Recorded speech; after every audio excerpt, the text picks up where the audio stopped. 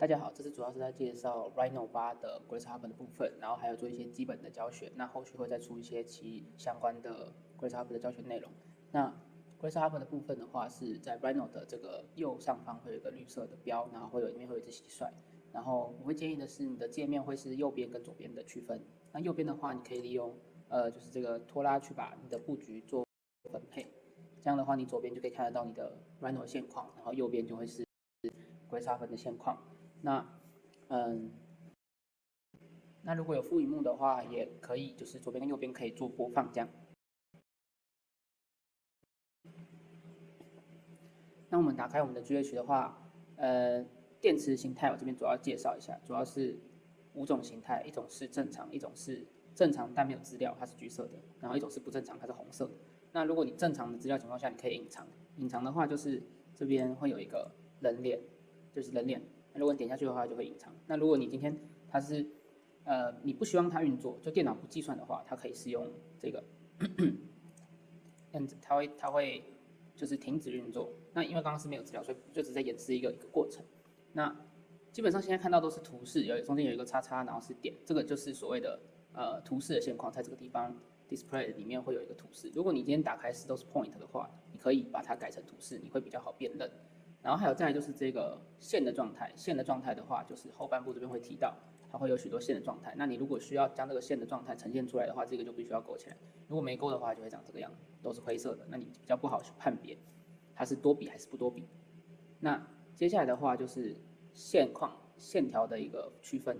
那这边的话就是说，关于错误的讯息的话，它会是有可能会是黑色的，但也有可能会是橘色的，就是它是以前面的资料形态不一样去做区分的。那基本上就是这边有呈现出来。那再来就是 point 的这个 point 如果是没有资料的话，就是前面的资料，这不一定是 point，它可以是指前面的资料。前面的资料如果没有的话，它就是会是橘色的。那如果有资料的话，就是黑色的。那如果它今天有很多笔资料的话，像这个后面呈现出来，这个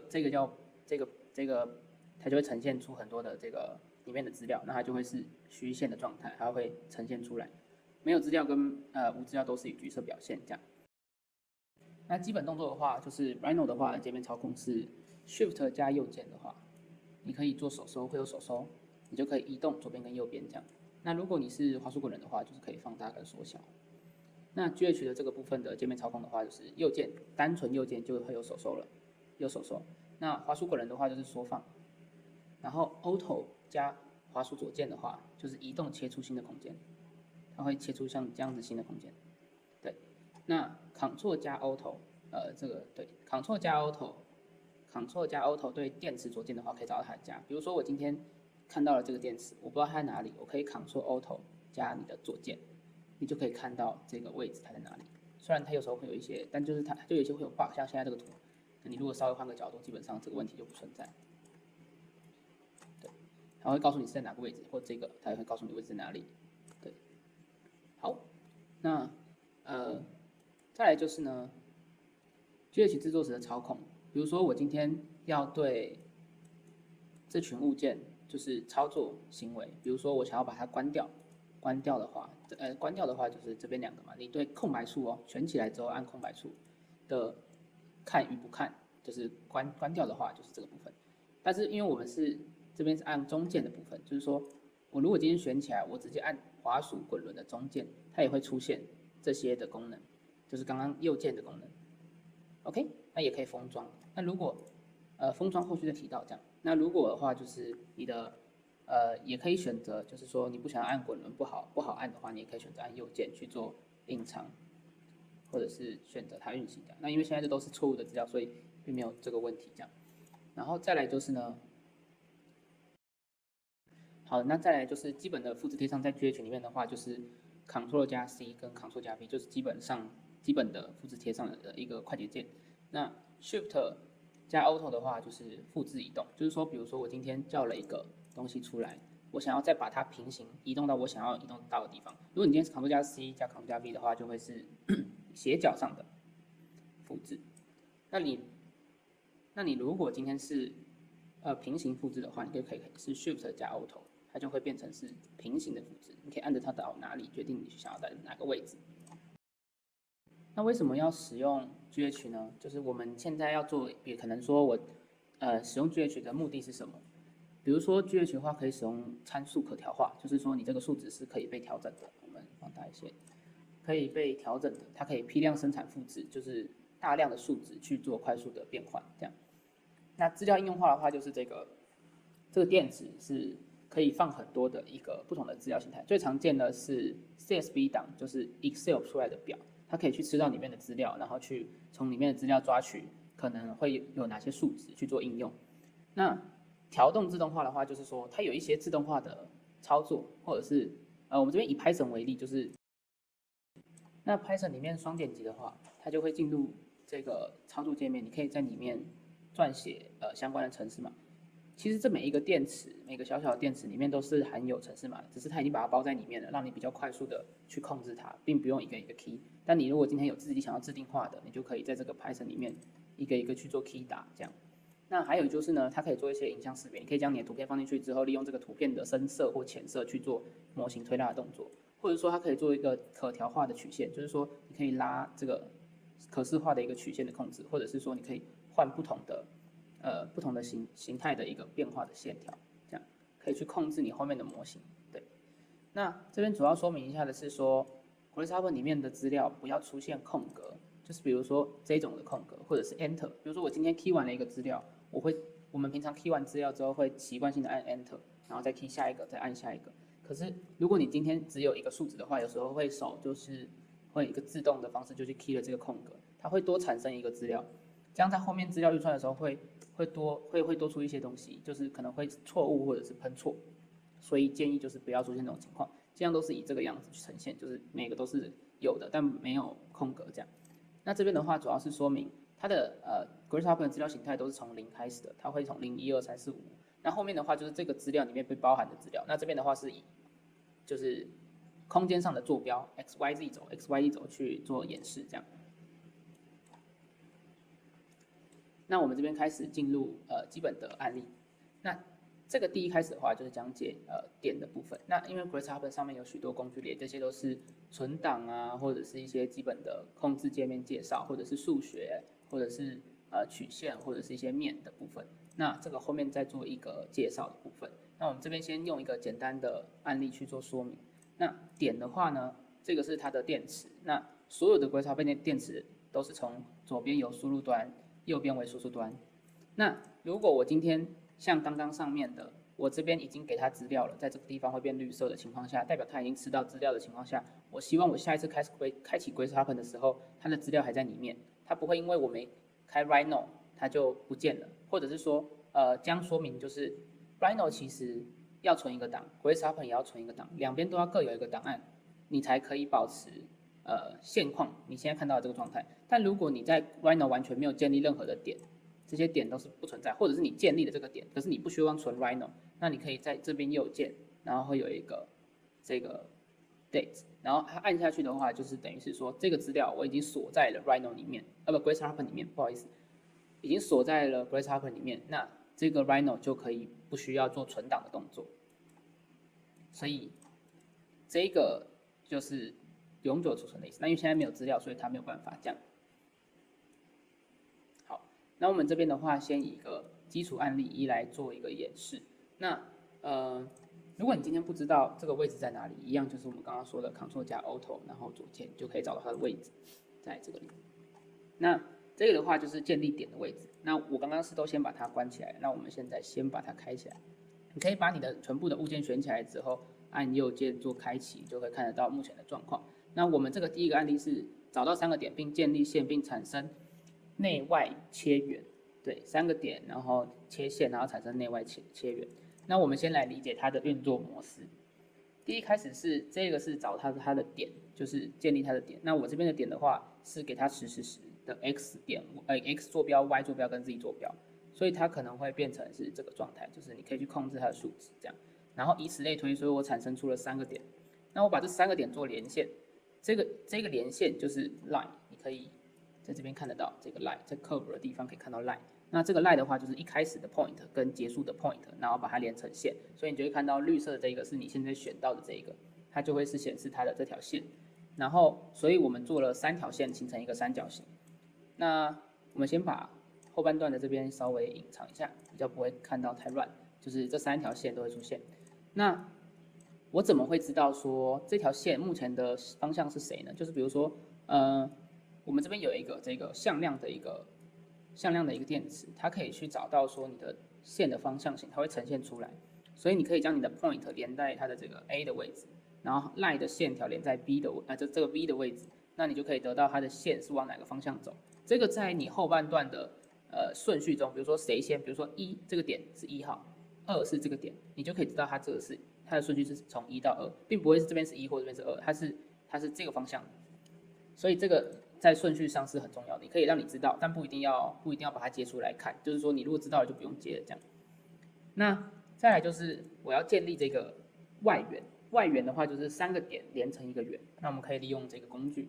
这个3PT 的这个工具，那就是把3个点都给它，我们把3个点给它了，然后它就会形成外缘。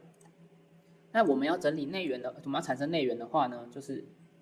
一样利用这个内缘的工具，一样电池放在这个位置，然后我这边有做了一个整理，就是因为当你线很多的时候，像这边这一块，它就会很乱或很杂，你有可能看不清楚，所以你可以将 point 连出来之后，给它一个符号，去记录说你这个点是在哪个位置。它其实是同样的东西，它只是在附加上了一个点在上面，但是你现在看的，你看这个点跟这个点，它就是都是有显示出来的，所以这个点就会是显示出来的这样。那你可以把它就拉出来当做一个符号，这样你后面再整理，可能你后续可能会再接10个、20个甚至更多的像这个 curve 的这个电池，那你就可以从这个主要的这个点去做延伸。那再来就是说找焦点的部分，因为我们想要在里面就是做线条，所以我们可以把这个 curve 的这个焦点，它在这个位置，我们可以把它连接这个线跟这个 curve， 它就可以找到它的焦点。那我们把它都打开，这样我们得到了3个的焦点。那如果今天你做这类型的东西，你已经连了嘛一个，像我现在如果这2个都不存在的话，我这个情况下复制是会比较快的，就是 Ctrl C Ctrl V 的方式去做复制，你会不需要去连，你只要改1、2条就好了。那我们回来，那再来就是说呢，这个就是找焦点的部分。那我们将这些焦点连在一起，你就会得到一个我们刚刚一开始看到的这个图形。那你一定会说，为什么我这个线要连成这么多？我一定要一开始结束，开始结束，开始结束，我不能一次就把它连在一起嘛？那它就是会长现在这个状态，它是会不呈现出来的。我们把它关起来，你就可以看得到，它是只会出现一条的，理解了吗？它就是会资料会混在一起，对，所以它不是必须得是这个样子去运行的。好，那基础案例2呢是产生多条的连接网，那我们先把基础1关掉，一样就是选起来之后对这边按遮蔽，或者是选起来按滑鼠中间也有遮蔽的选项。对，那再来就是说，在这个是 Rhino 里面的内建的模型，所以就你刚刚制造的，所以它不会消失这样。那基础案例2的话是将多条线连成网，那我们一样先把这边打开来看一下它的状态是长怎样的。这个就是我们要达到的目标。这是我们要达到的目标，这个就是它的点，这个点是4个角的点，我们先建立了4个角的点，并给予它。那为什么我这边会有这种 panel 的形状跟这种 slider 的形状？就是因为你如果今天希望这个资料是不会被做调整的或控制到的，像这个就是可以调整。如果你不希望这件事情发生，那你就可以用 panel 的话就是在上面的这个位置，或者是你双点击空白处之后按2个斜线，也可以叫出 panel。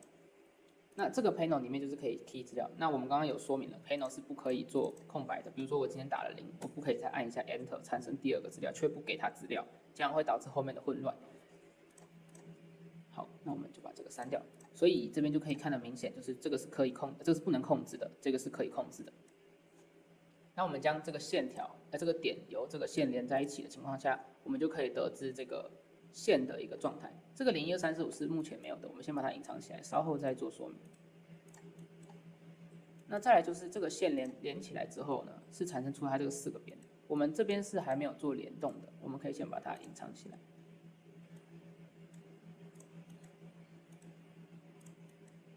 这边呢，就是线连完之后，我们会想要做一个刚刚你看到的那个状态，所以我们可以来看一下它的位置在哪里。它是一个节点，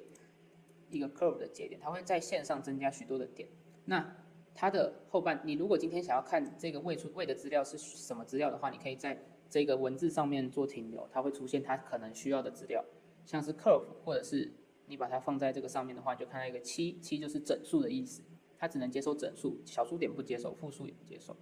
所以它就是一个整数的概念。那你就可以看说它上面是需要什么类型的资料，以及有问题的话，有出状况，它都会显示在下面的这个栏位，就是一样是放久之后，下面的栏位里面那个 one 的地方，你也可以看到它的问题。那这个就是它的，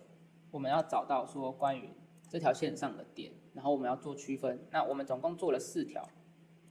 条的这个区分的部分，我们可以得到这4个线条的点位。那我们就可以帮这个点做数字的一个调控，然后再来就是说刚刚遮挡的这个部分，这个的部分其实就是 GH 最重要的一个部分是资料顺序的部分。像你这边就有看到0123450123445，这就是我今天给这个 point 来，它可以找到你的这个1234的顺序在 display 里面。那这里的 size 指的是文字的资料，文字的大小，你可以做调控，你就会知道它的大小的样态这样。那 point 的话就是你的这个 point 点位的位置来源这样，那我们就可以看到说它的顺序是怎样，那我们才去做连线，说哦，这个资料它是什么样子去连的。那好，那这边的话我们有做2个 panel 把它的资料拉出来，那你会看到说这个 point 它里面的资料目前的坐标是 XYZ 轴的坐标。然后总共会有2个嘛，我们这边有把它拉出来2个做说明。那我们这条线就是连一开始的 point 跟结束的 point。那这个资料呢，其实就是按照这个顺序01234501345去做对比的，0就会对0，所以它0就会对0，1就会对1，以此类推去连成这个线。所以这个就可以看得出来说，它所有的资料都是从0开始的哦，因为电脑都是从0开始的，所以它0123445，你要记得是有多这个数字，所以1就会是2。如果在后续要找资料的时候，如果我将要找第1行的这个资料，那它就会是找第2排的意思。OK，